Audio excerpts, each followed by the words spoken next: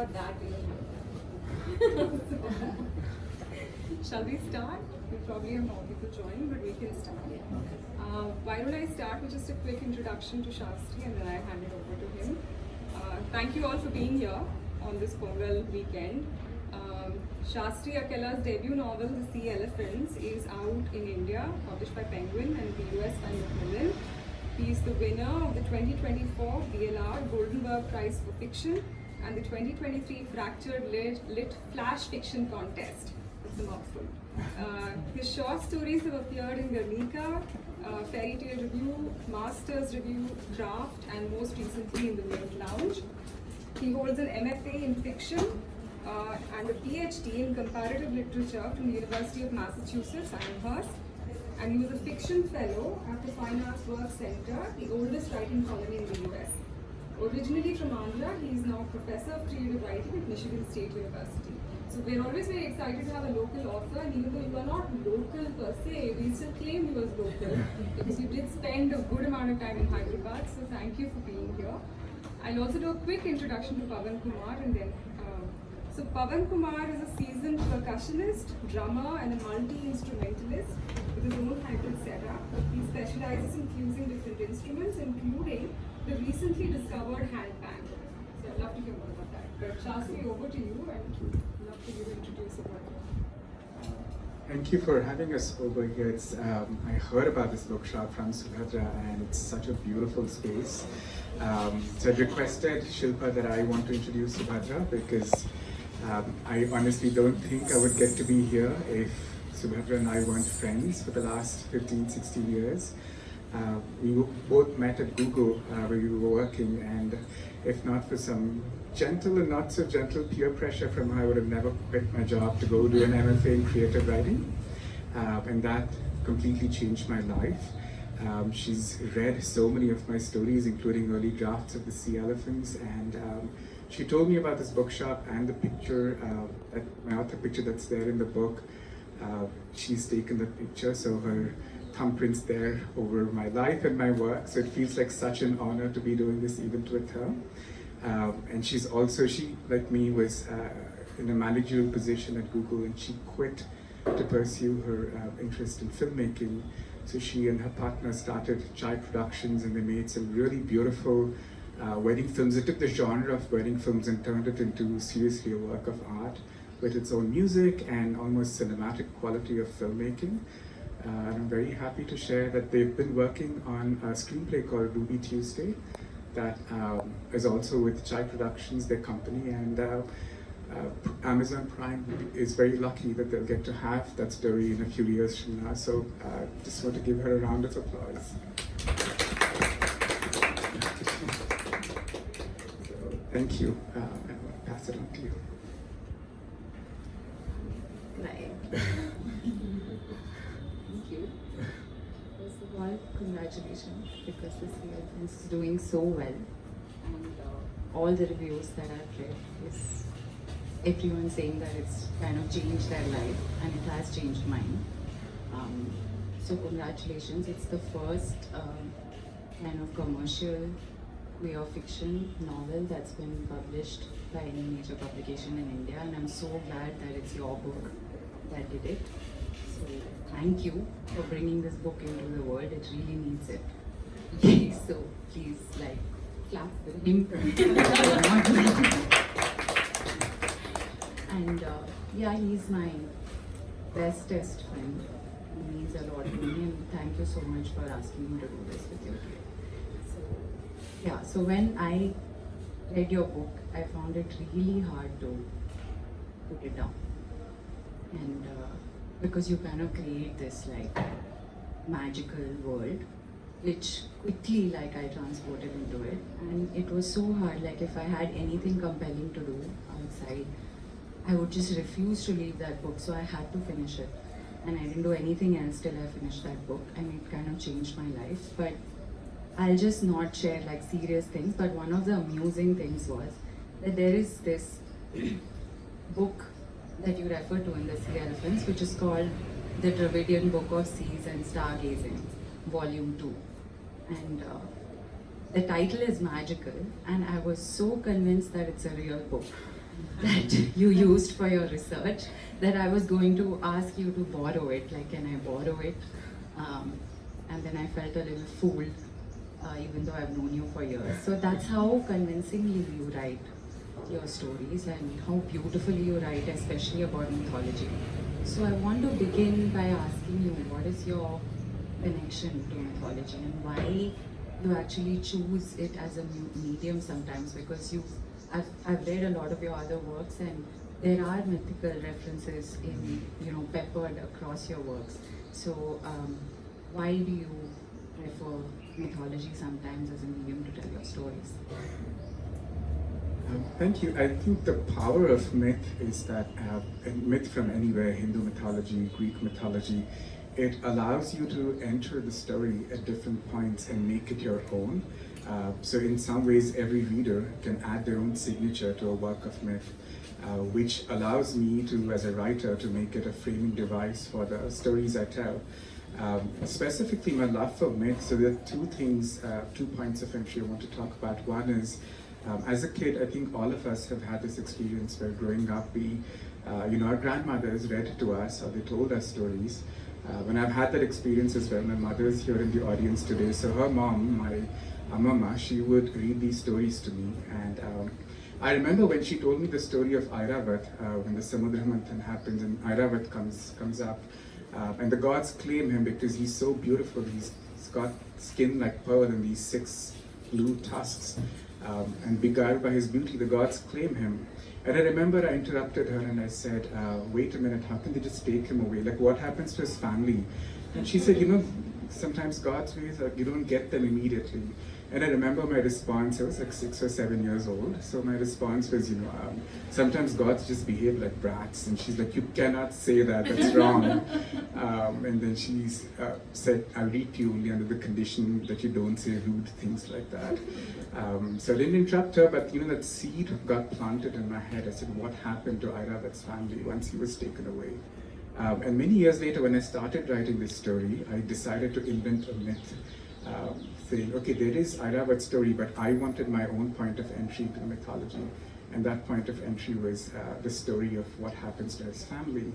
And I was very drawn as well to, through reading partition literature, the idea of intergenerational trauma and how the trauma experienced by one generation gets processed by the next generation until the trauma gets healed. So that was the story I had for his Airavat's family, where they have this trauma that they've inherited from previous generations with their patriarch being taken away. And until there is some kind of reparation, healing does not happen. And it worked as a really good framework for the story, not only because it gave me the title of my book, The Sea Elephants, which is Airavat's family, and a story that Shagun, the main character, performs. It allowed me to also then double the story of Shagun's own healing journey. So it's like a pretty long-winded answer to why I love mythology. So it started in my childhood and sort of came up later on when I was writing this work. I love that you said that it's that you decide the point of entry, like it kind of gives you the freedom. And even as a reader, it kind of provided me with an escape from reality. Like, it's just fantastical enough for it to be possible, and that's why I loved just indulging in it and letting myself get transported so easily. And I love how this book in particular, you combine your love for mythology and street theatre, and those are one of my favorite scenes. We'll call all your chapters scenes because it's like a movie for me, but I love how you combined your love for mythology and street theatre. But I would like to talk about it after you maybe read a passage from the book so that it's more meaningful for these guys. So I would like it if you would read that to me. I think we might touch on this later, but I did shadow a street theatre troupe for 3 months. My travels took me to, I was in the hills in the Himalayas when I found the street theatre troupe and I said, can I shadow you? And they said, sure, but you can't just follow us around, you have to work for it. So I had to fold up my sleeves and work with them, which I think really helped me write these scenes. So this specific scene that I'm writing, Shagun, the main character, he wants to join a street theatre troupe, but he's been rejected by the theatre chief Nandi. But two of the actors, Aru and Saya, they are so mesmerized by his love for this form that they decide to take him under their wing in secret without telling Nandi and train him. So that is the sequence I'm reading. And, so some of his training has already been completed, and these pages that I'm reading, he's sort of halfway through his training. Saya undertook the third phase of my training. He led me one morning into the woods. The art of dialogue is not words, but how your voice forms the words, he said, arcing his long neck back, running his hand along it. Your voice must reveal the emotion of your character. The audience should cringe even if you curse in the dark. Even when your voice is low, the person farthest from the stage must hear you. I asked, how can the audience hear me when my voice is low? Hush, he said, and held my shoulder. Listen. I heard a low, blubbering voice that sounded almost human, but there was an untrained quality to it, something that made it belong to the wild, not to the human throat. Saya raised his hand and pointed. Many feet to our right, an orange beak peeped from between banyan leaves. He whispered in my ear, if the bird were on stage, as its audience, you're far away, but you hear. The orange beak disappeared. The sound of flapping wings rose from between shivering leaves. The bird glided past us above the canopy. He said, you will learn from the hornbill how your voice goes far even when it's low. I began imitating bird calls that day, the happy whistle of a thrush, the guttural hoot of an owl, the angry screech of a bat, the hungry caw of a crow, the mating call of a myna, the longing coo of a nightingale, the hornbill's contemplative whisper.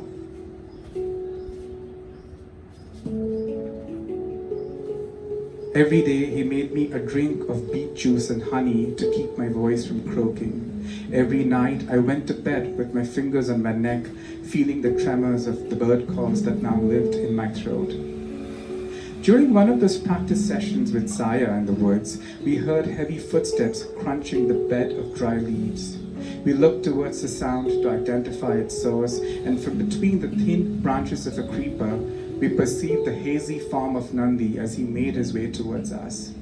We're so dead if he sees us, Saya exclaimed. He pushed me behind a thicket of wild passion flowers. Just stay here, he said. I'll come get you when the coast is clear. When Nandi was almost upon us, Saya took 3 big steps and crashed into Nandi. You scared me, Saya said. What are you doing? Nandi asked. Saya released a bird call in response, a peacock. Nandi said, I heard that, but who were you doing it with? Saya looked around, looking confused, scanning the empty wilderness. Then he snapped his fingers.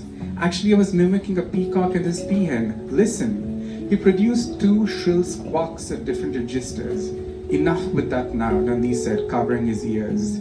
Saya said, clapping loudly, I was so good you thought there were 2 of us? Are you high? Nandi asked. I pressed a hand to my mouth to hold back my laughter. They turned and left. The sound of the departure was absorbed by the woods. Hours passed. The light of morning thickened into an afternoon heat that covered my skin in sweat, then ebbed into the melting butter glow of twilight, then bled away, making way for night. I stayed where I was, listening to the stillness and to its interruption. The chaos of birds returning to their nests, and the stillness that followed, feeling deeper somehow, and the quiet after the noise, and the dark after light. I remembered the stories my sisters and I would perform once upon a time. Once, my sister, Mud, wrapped her chunni around my waist, and my sister Milk threw the other chunni over my shoulder, dressing me in a makeshift sari, turning me into Arjuna in the year he's cursed to be a woman for a year. Why is it a curse to be a woman? I asked. Mud said, so sad, the author died 1 million years ago and he isn't here to answer your stupid Q&A. Milk responded, as if he would know what a woman's curse is. I heard the approach of thumping footsteps. I felt the weight of Saya falling next to my body. In the blindness of the night, I heard him, huffing, panting, breathless. Rue was right, Saya said. You're still waiting here. I shrugged. After a pause, he asked, what do you want? I said, well, what do you think I'm training for? He said, but why do you want to do it? To be free, I said, to feel safe. Safe from what? He didn't ask. He knew. He wrapped his hands around me and cradled my head against his chest. His heartbeat streamed through my flesh, and that was how at the age of 18 I made my first friend. Rue then commenced my training in sword fights. This practice, he told me, would teach me how to use my hands and the stage's space effectively. Then I learned the enactment of the 9 principal theatrical emotions: stony face of fury, eyes brimming with compassion, cheeks swollen with laughter, lips trembling in horror, parted in wonder, shriveled in disgust, chin stiffened with pride, nose held high heroically, forehead creased with mercy, ears reddened by love. I approached each emotion at first individually, mimicking an expression that Rue had. Then I applied them to characters: Arjuna's sadness, Draupadi's disgust, Brihannala's horror. Every morning I woke up and wore these expressions like they were prized ornaments. I then started to enact characters and stories with arcs: male, female, young, old, god, demon, human, animal. I swam across the binaries like a fish moving from one river to another at the point of a confluence.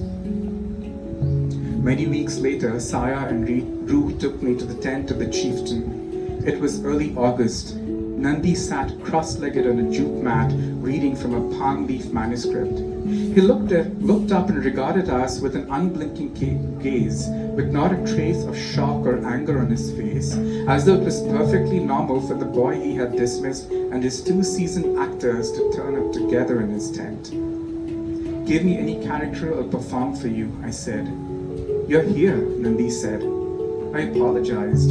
I thought I'd angered him by following him to Beechpur despite his rejection. He shook his head. But you are here, he said, slowly this time. And I see these 2, he said, pointing to Rue, then to Saya. My actors, my beloveds, my kids, my terrible, terrible parents, my Krishna, my Bhima, my Sita, my Rama. Look at how they lean towards their protege, so proud. Left to them, they'll hold you in their arms and take you to the stage this moment, this second. He piled the manuscript pages into an oilcloth and continued.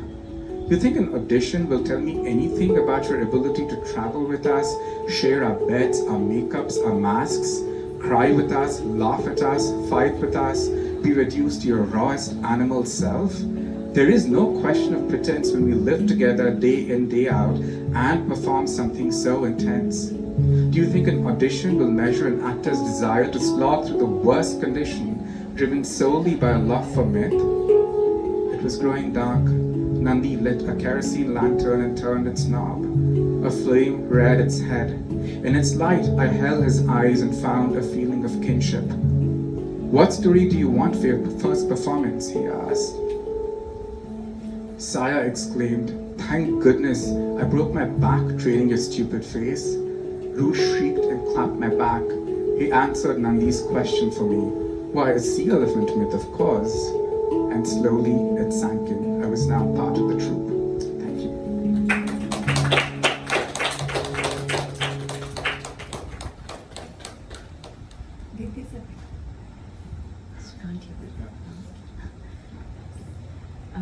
Yeah, that is one of my favorite scenes from the book, and I want to talk more about your experience with the street theatre troupe, because it feels very lived. The chapters on all the street theatre chapters feels very personal, and I want, for example, Shagun says that when he's asked why do you want to learn it, he says it's because I want to be free, and I want to just know what your experience in the street theatre troupe, what really drove you to go and learn that art or experience it, and how involving yourself or putting yourself so deeply into another art form, how has it helped your writing?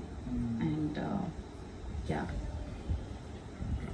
So the first scene I wrote for the Sea Elephants was back when I was still at Google. I'd gone to Gurgaon for 3 months and I was using every weekend to trek in the Himalayas. And when I was trekking, I had this very distinct image that came to me of a young boy who's transferring pictures from one wall to another. One is the wall of the living and the other is the wall of the dead. So he's transferred a picture from the wall of the living to the wall of the dead. And then he leaves his house, he locks his door and leaves the house. And I was haunted by that image and I started to journal from his perspective. Who is this guy? When he leaves his home, where is he going?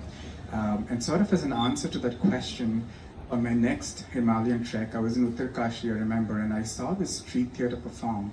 And I was just so amazed with the ease with which they performed. The same actor would perform multiple characters. And when they went out to eat afterwards, I joined them and I said, this is where I want my character to be. He joins your troupe. I didn't fully know why, but I just knew with that sort of creator's instinct that I wanted Shagun to be a street performer.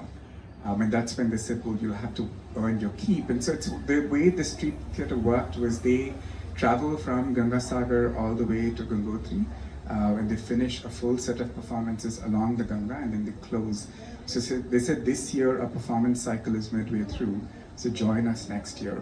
And the act of just joining them, helping them with things very raw and basic, like setting up their tents, helping them put their makeup on, it was all hands on deck because there were just 4 actors and I was shadowing them. And I could see why. One of the things that the theatre chief told me that made its way into the book was this idea of myth is always told in the present tense. You might be telling a story that's 1,000 years back, or 1,000,000 years back, but it's told in the present tense because the act of living that story through our bodies makes it in the present tense. And that felt so powerful and resonated with me and with my experience of shadowing this group because I felt so present. It was like a meditative experience, and that meditation is really about being present to a moment instead of letting your mind wander to 100 different places. And so I realized the Shagun is on the run. You'll have to read the book to know why. But he's on the run, and this is one experience that allows him to be safe because he's always on the move, but it also allows him to be fully present. It also allows him to perform different characters on the stage. So he's not bound by any set of rules of gender, of caste. He is who his character is. And the act of becoming somebody else beyond these binaries that we define our world in is so tremendously freeing for him and empowering because there is no limitation. There is nobody who tells him he cannot be somebody because he can be whoever he wants to be. So one of the characters he performs on stage is Chitrangada, who's from the Mahabharata, a trans character who's unfortunately through a lot of translations has been censored out, but is very much a character written in the original version of the epic. So when Shagun performs him, that sort of freeing feeling that I had shadowing the troupe, I could sort of ascribe to him when he was performing on stage. So I think I sort of stumbled upon them almost by accident, but the more I traveled with them, the more I kept in touch with them, the more I realized this is what should be his narrative reality. Anytime I feel like I have to do a lot of research for my art, I just have to stop complaining because I can't believe the lengths you go to just make sure that, you know, it feels lived, you know. And this thing that you spoke about of myth is always told in the present. I think even the Sea Elephants feels like that. Like all the chapters through the book, whenever I was reading it, it felt like you're somehow managed to keep me in the present at all times. Like whatever I'm reading, it's like right now at that moment I'm with Shagun. And it doesn't matter where we are coming from or what the future might hold. And you're able to completely transport me into that moment which is happening right now. And I think one of the ways you do it is because your writing is so sensory and it's almost tactile, and I can, you know, hear the sounds, I can see the sights, like even this reading that you gave, you know, I could see Nandi coming through the leaves in the dark night towards them, and I can hear the silence of the night. and the bird calls. So was that like a conscious effort for the sea elephants, or is that like a natural process that you take to like rely on sensory descriptions to tell your stories? I think that one of the biggest influences I've had on me as a writer is God of Small Things by Arundhati Roy. My style is very distinct from hers, but what I loved about that book is she completely tells the story from the point of view of these two kids. And she talks about big things like caste and religion and a dying art form, but because she tells it from the point of view of children, that is the way you learn about this world. And that book gave me this complete freedom of seeing language not just as a way to tell a character's story, but seeing language as a way to become a character. So you embody the character you see the world through their lens, you hear the world through their lens, and at the same time you go deep within their minds. And I think that is the strength of literature. You can go inside the heads of characters as well, right, and see how they're feeling. And we are all multitudes, we're never just one person. Who we are with a friend is very different from who we are with, with family, with our students. I'm saying students because I'm a teacher, but we embody different personalities and we bring out different aspects of ourselves with each space. And I found that language is a powerful way to become all these different people while staying the same person. And to that end, I see language as a powerful tool of empathy. I think in our day-to-day lives, oftentimes when we're frustrated, happy, or excited, we tell our experience to a friend or to a partner. And we don't want advice. Oftentimes in such situations when we get advice, we get upset. We know what we have to do. We just want somebody to listen, right? And I think language, when you use it as a tool of attention and empathy like that, it becomes a powerful tool of listening. Even when you're describing a painful experience, when your language, when the camera of your pen doesn't shy away from your character, you are being empathetic to that character. So I think you can really use language to empathize with how a character is feeling. So in that particular sequence, I wanted to show how Shagun is waiting, like he can actually get up and leave, which is why Saya is surprised. Why are you still waiting? It's become dark. You just spent the whole day waiting here. But for him, it is not a boring experience. He is staying there, he's waiting, and he's thinking about the experience he's had of performing these myths with his own sisters, right? So he's seeing the world around him, he's seeing these birds come and go, but he's also thinking of his sisters. And for me, that sort of patient way of working with language and sensory details allows me, through language to the extent possible, to empathize with characters.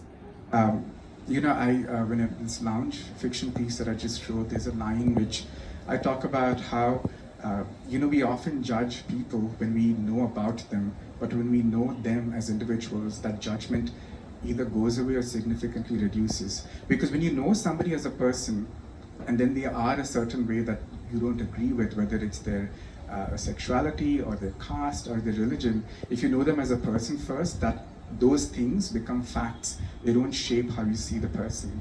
And that's why I think language can become a powerful way of allowing readers to see somebody who's different from themselves and empathize with them, know them as people, and then see that they are different from you, but you can treat them with the same dignity that any fellow human deserves, whoever they are. Thank you for putting it so well. There have been times where I've been naive enough to think that it must be easier to write a book than make a film, because it's just one person's thing. But then, when you talk about these, like how you describe things and how you can use, how powerful language can be. Because in a film, when I'm thinking of sights and sounds, I think for me right now, I'm realizing very late in life that it's all happening at once. But in language, you just have that one thing. So, you have to describe sights, sounds, smells, the setting, everything with just that one tool, right? So if you look at it that way, it kind of is amazing to me. So how do you measure your words, in the sense, how do you decide how much do you pour into what, and what is that point of indulgence? I mean, of course, it's going to be hard work, but I'd like you to tell what your process is. I think first drafts of a book, I just allow myself to be as indulgent as I want, because unlike it's in the film, you're working with a team, but like you said, with the book, at least until it goes to my editor's desk, to my agent, I'm the only one who's working with the book. So this book is 377 pages. But the first draft of this book was 850 pages, so about 90,000 words, but then it was 180,000 words, so I really allowed myself to indulge. That was my MFA thesis, and after I graduated, my university put a very firm rule on both the word length, word limit, and page limit. I did break the system in a certain way of speaking, but I think the editorial process for me was sort of like sculpting, where you sculpt away the excess from a stone until you find the true beating heart of the figure you're trying to bring into existence. And for me, that process I felt happening through the form of editing. So for instance, with sensory details, for me, like smell is a powerful tool of memory. So anytime a character I know is about to sort of think about something in the past or talk about the past, in those moments I would emphasize a sense of smell. Anytime I needed a character to be grounded in a specific scene, I would use the visual sense, because visual sense really ties you into the environment. So if I want to introduce a setting to my readers through the character's point of view, then the visual sense becomes very important. When I wanted to show intimacy between Shagun and his friends, Shagun and his partner, touch became a powerful way to talk about those moments, because I think I had, for a very long time, I had a very uneasy relationship with a sense of touch, as all my friends would tell me that I would give the most stiff and reserved hugs until my friends sort of bullied me into hugging them properly. And I think I wanted Shagun to have that sort of unease with touch, but realizing that it can be a powerful way to connect. Sometimes a good hug can do more than 1,000 words can. So I think in moments like that, so really depending on what the intention of a scene is, when I did write it in a very, the scene became a very defining unit in the way I wrote a lot of these chapters, because I grew up with a lot of films. So that's why I think of course, things like touch and you can show smell is hardest to do on screen, but that was one element that I brought into literature. And I want to talk about the way you write the way you wrote the women characters in this book, because I just couldn't believe how well you've written them. And even if I have to quote a line from the passage you read, when Mud says that, what would you know about a woman's curse, right? Like it just, even when I read it for the first time, I was like, I can't believe he felt this, right? So, and not just like female characters, but in general, like characters who are not lived by you or who are very different from you. Like there is this scene where Shagun is bullied in the boys' hostel, and you somehow manage to derive empathy for the bully as well, like just in the sense of where this is coming from.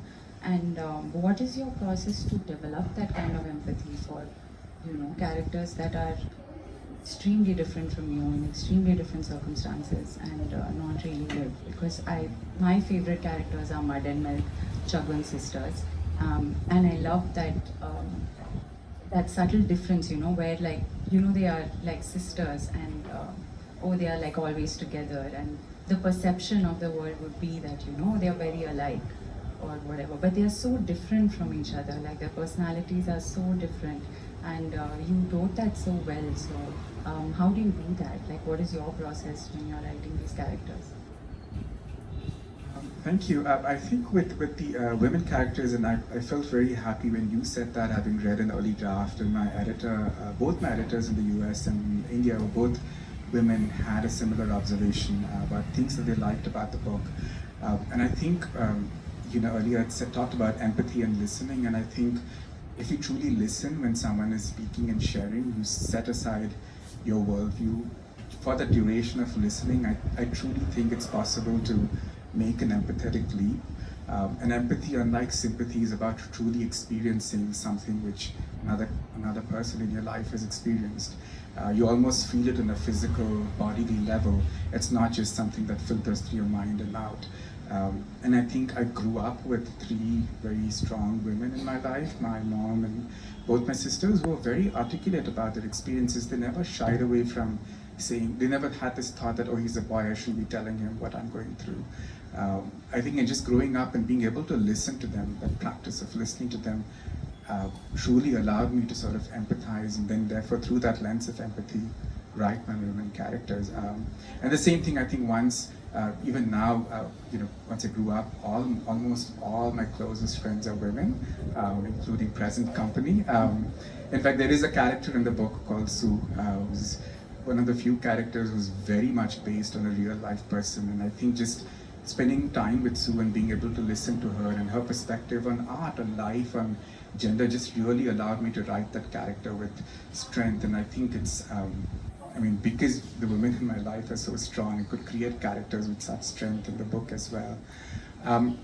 I think with the bully, something that again happened, that sort of refining of giving his worldview happened when I was editing my work rather than the first draft, because the first draft, when I was writing his character, there was obviously a lot of anger for Shagun and a lot of personal anger that I remember from my own experience of being bullied.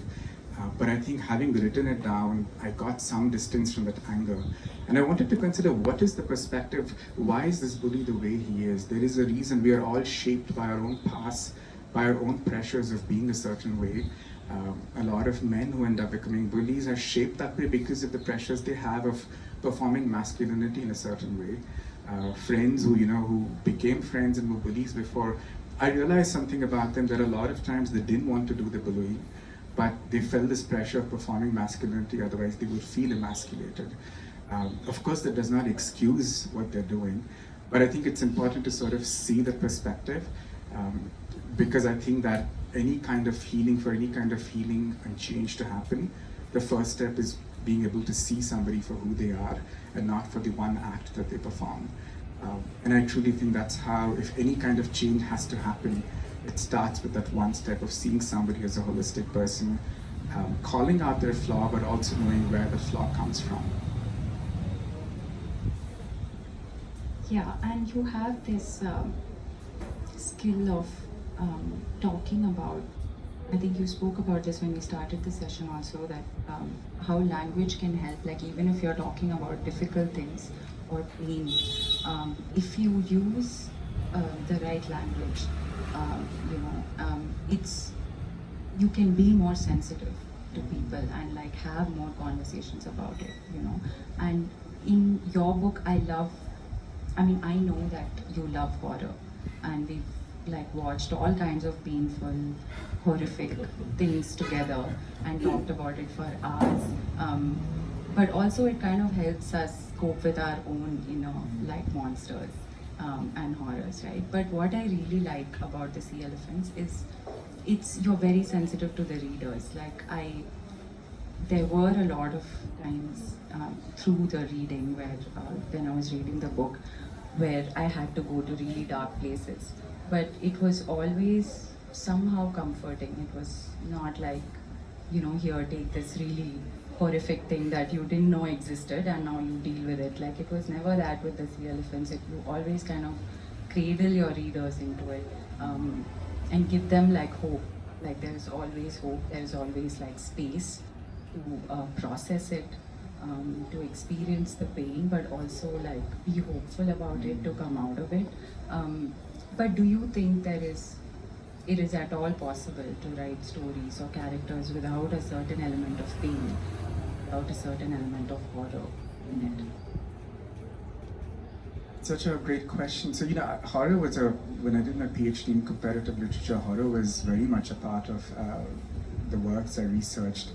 And there's this really beautiful quote I found where the scholar Sarah Ahmed, she makes this distinction between human being and being human. So human being is a biological fact. We're all human beings, we're born human. But being human is we as a society deciding who do we call human and who do we call a monster. So if there's a group of people who society is composed of, and that group of people makes a decision saying, if you fulfill these characteristics, you are part of this community and you're human.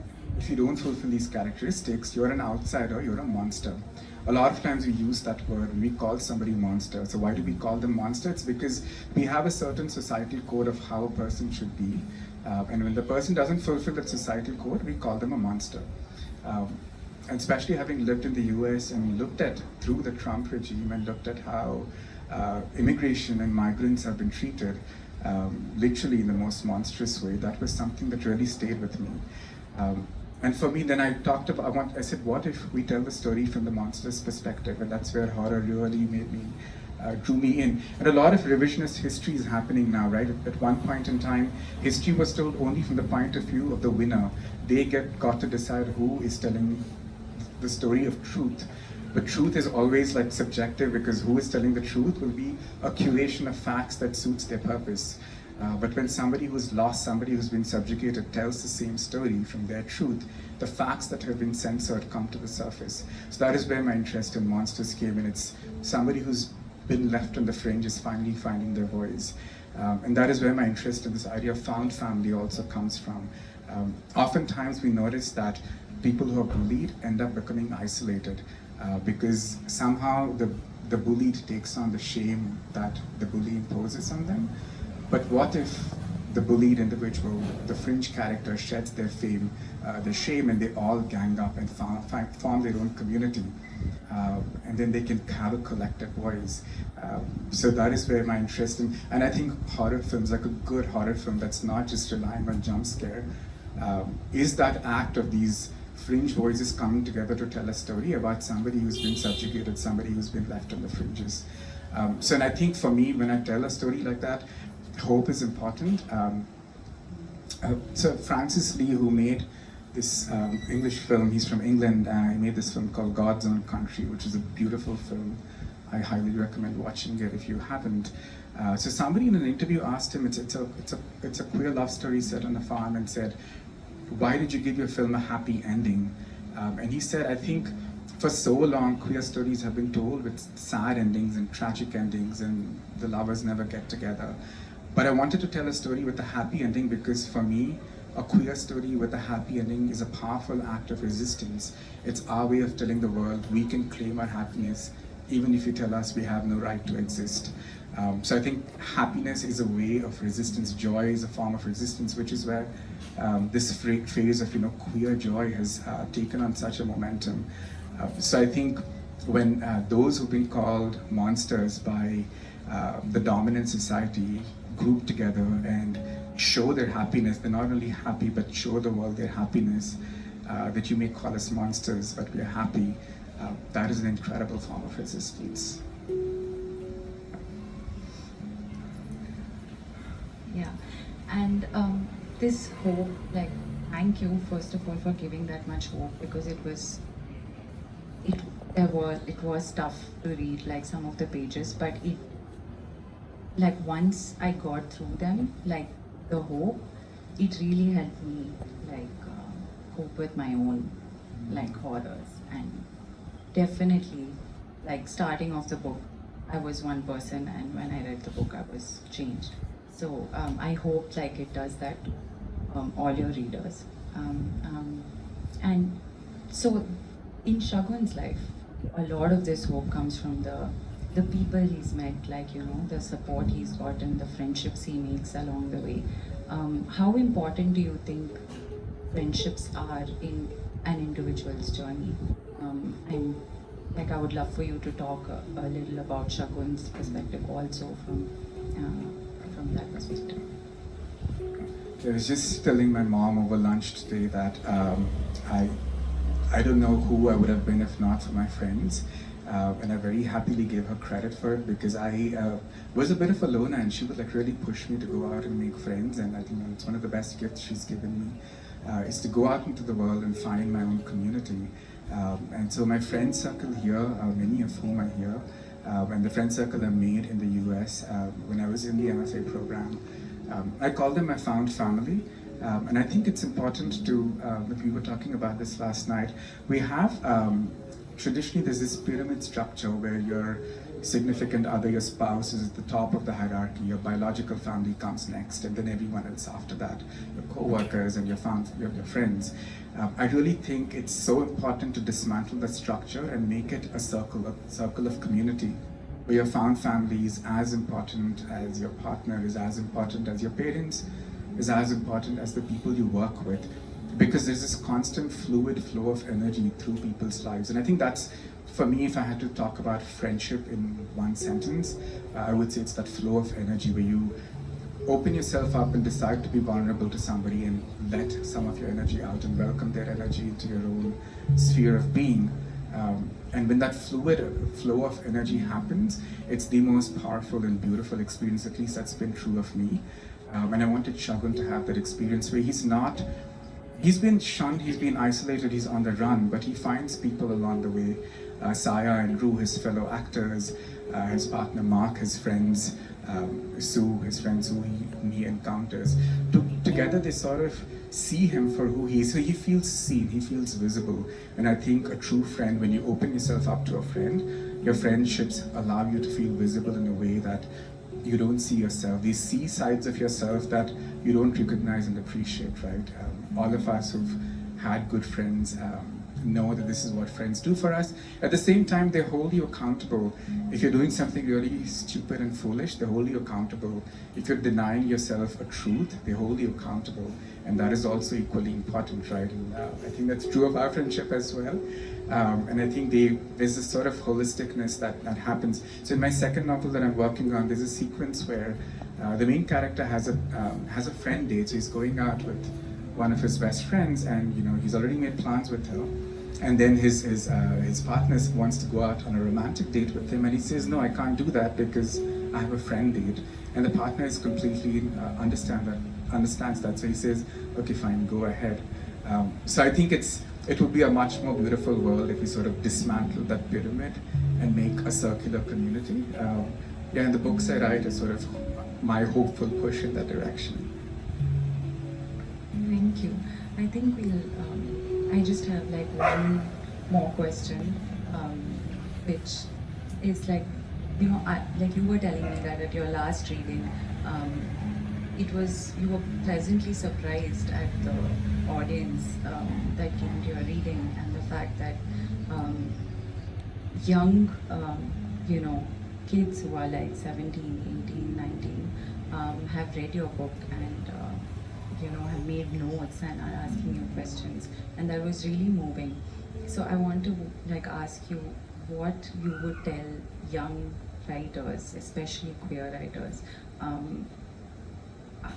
any tip or anything that you think can help them or inspire them, because I have spoken to a couple of writers who are queer, and they are trying to just find their language of expression. And art helps them do that, where, especially in a place like India, where you can't be as expressive and understand, you don't have enough room or space to, even come to terms with your own sexuality. So art has done that for a lot of people as a medium where they can start expressing themselves through their art and find their language. And since you started much earlier, and now you have this fully formed language of yours, what would you tell them that would help them start out if they want to write? It was, I was in Delhi just a couple of days back, and I had my reading there the day before, and it was so surreal because this book that has been a word file in my laptop for 8 years, not only see it as a book, but to see readers, young queer readers. There was this girl who was in 12th standard, and she read the book, and she was the one who underlined it and had very specific, very well-formed questions. I don't know what I was doing when I was in 12th standard. I was certainly not as nuanced. So it gives me hope for this next generation. But I think in terms of advice, I think you will find a lot of people who tell you that your story doesn't matter. So two things. One is reminding yourself that the fact that you are telling that story, only you have lived the experiences that you're writing about. And that is the only reason that your story matters, because no one else can be you. There might be 50 other people who maybe write a feminist story, 50 other people who write a queer story, but you're the only one who can tell your queer story, your feminist story. So it's not just an idea, it's an idea filtered through your lived experiences. And to not listen to voices that tell you your stories don't matter. And that sometimes can be hard because artists are the most nihilistic group of people. So to find a community who uplifts you and tells you that your story matters, that is the most important thing. I think whatever kind of art form you practice, finding your community is so important. For again, that being space to be vulnerable, to exchange energy, to be seen truly, and to be told your voice matters. It might have to be refined, but the voice itself matters. And the other is for me reading. If I go 3 days without reading, it really affects the way I write. So whatever art form you practice, engaging with that very actively is important. My mom often jokes that your eyes are going to pop out, just stop reading for some time. So, but like for me, it's this very active fear that if I stop reading, it's going to just affect the way I express myself. So I think those are two things: your community and your writing practice. Because especially when you have experts from the industry telling you that your story doesn't matter, that's really hard to fight back against. I had many years back, I had an agent in the US who said, nobody in the US is interested in South Asian and Indian stories. You need to go publish this book in India or the UK. But I had a very specific vision. I said, there are no queer South Asian stories existing in the US, therefore I'm going to publish it there. So you have to be also, the last piece of advice I would say is you have to be scrappy, like just don't give up. Be very stubborn about your own work and be your work's biggest champions. Thank you. We would like to open it up for the audience if they have any questions. But if we have a little bit of time before that, then I would like to ask you some rapid fire questions just to ease it in. Do we have time, you think? We have time. Okay, so you have to answer quickly, okay? Okay. Characters or story arcs, what is more difficult for you to develop? Story arcs. Because I think usually I think of a character first, and therefore it's easy for me to follow the. It's easy for me to follow a character, but then to give that character a shape within a story arc is what makes stories interesting, right? So, that's what allows readers to follow a story. Otherwise, I'm just writing for my own interest. 3 authors that have inspired you the most. The first, undoubtedly, Arundhati Roy, specifically God of Small Things. The second is Michael Chabon, who wrote this amazing novel called The Amazing Adventures of Cavalier and Clay, which uses comic books as a framing device for the Holocaust trauma, the way you sort of use the myths as a framing device. So that's I would say, at number 2. For the third, I want to quote a more recent work, and that's Achal Malhotra's The Book of Everlasting Things, which is a partition love story. So beautifully written, and one of the characters is a perfumer. I've never seen a story write perfume the way she has written perfume. It's incredible. Anshul is the one you had the conversation with. Okay, and a book that you're currently reading right now? It's in my bag right now, actually. It's called Crooked Plow. It's set in Brazil, and it follows the story of these 2 sisters growing up during a time of political turmoil in Brazil. And the reason I like it is it combines magical realism and social realism in a way that I've never seen before. A book that's like a guilty pleasure for you? That happened because of the movies. That's Twilight. Because I watched the movies, and then Rob Pattinson became my favorite celebrity crush. So I just keep reading the books every now and then, when I'm not writing, only when I'm not writing. A celebrity that you wish followed you on Instagram? Honest. Actually, to a Desi celebrity, I'd say is Karthik Aaryan, because he's my biggest Desi celebrity crush, and internationally Ryan Gosling crush, but I also want to work with him someday. So I hope you work with Ryan Gosling. Okay, I think we can open this up to you guys if anyone has any question. Blow their minds.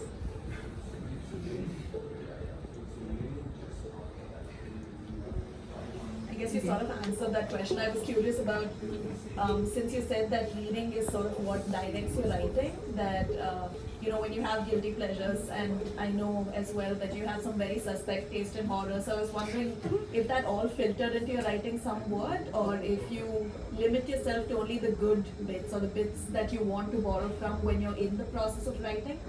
And how does that work? Because your writing takes such a long time. Like you said, this was an 8-year project. So how do you sort of make sure the quality of what you're taking in terms of literature and films and all of that helps shape your process rather than take away from it? I think when I'm writing an early draft or the early 2 drafts of a book, I'm very indiscriminate. I just consume everything. Just as my pages are very indiscriminate, I just write. My second novel, I do have a proper plot that I'm working from. So I don't end up writing double the length and cutting half. And I definitely don't want to spend 8 years working on the second book. But when I'm editing specifically later drafts, I usually don't read or consume anything because I want only one voice to shape my writing, which is the voice that I have in that specific book. The voice in which I'm writing my second novel is different, even though I use the same kind of linguistic tools of sensory details and scenic writing. It's a very different voice because it's a very different novel. So when I'm editing the novel, I want the voice of that novel to shape the way, so it becomes more of self-influential. So then the final work looks like it's cohesive, even if it moves across time and place. I'm sure we've all read books where they suddenly feel like different voices cobbled together, and I don't want my book to be that. So when I'm editing my work, I usually don't read anything else or watch anything else. I have a question regarding the cover. I found the cover very interesting because there is an owl with a tail of a fish, I believe. Yeah. So is that something that, like, will I discover what it is about if I read the book, or is it linked to something? It's very interesting what it is about, is what I wanted to know. So Gunjan, he's a designer for Penguin, and so he gave me a few cover options, and he said everyone at Penguin, including my editor, liked this cover, and I like this cover too. So I was trying to tell him why I like this cover, and I said that this is a hybrid. It's an owl and a fish, and it's swimming. And I said, it's just like Shagun. He's a multitude of things. He's a street performer, he's a son, he's a sibling, he's an actor, he's a teacher, but he's all those things in one person. So are you trying to indicate that Shagun is a hybrid like this? And he gave me a very philosophical response. He said, it can mean whatever you want it to mean. And I felt like one of those people who go to museums and come up with all these fancy theories about paintings. But I think that's my takeaway from it. But because Achal asked me the same questions, like what does the cover mean? But I think it sort of represents the hybridity of all of our lives, where we are multiple things all at the same time. I had a question on, Subhadra sort of spoke about it as a reader, that when she read the novel, she began, who she was at the beginning was different from who she was at the end, something changed. So for you as a writer, given that this is a work of autofiction in a way, and what was the one, and it can be a very therapeutic experience, like you described, where some of what you put down helped you deal with what you had gone through. So what to you at the end of this process, now that the book is out there in the world, what changed for you in a good way? Like what is different for you? Thank you. It's so the Shagun's emotional architecture is very much like mine. His external reality is very different, but his emotional architecture is very informed. I think the emotional architecture of all the characters, including the bullies, in some way is necessarily informed by who I am. And I think for me, just the act of completing this book and fulfilling this dream of, I always wanted a big 5 publisher to publish my work, both in the US and in India.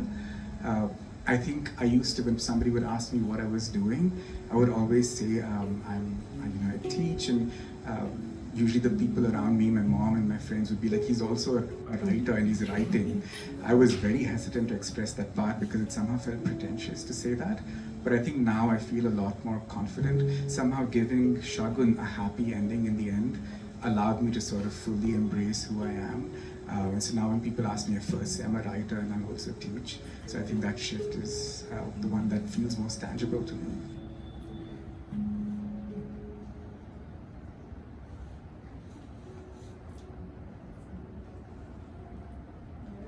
Thank you. Thank you, everyone, and I hope all of you get a copy of The Sea Elephants. Highly recommended. Thank you. Thank you so much. Thank you.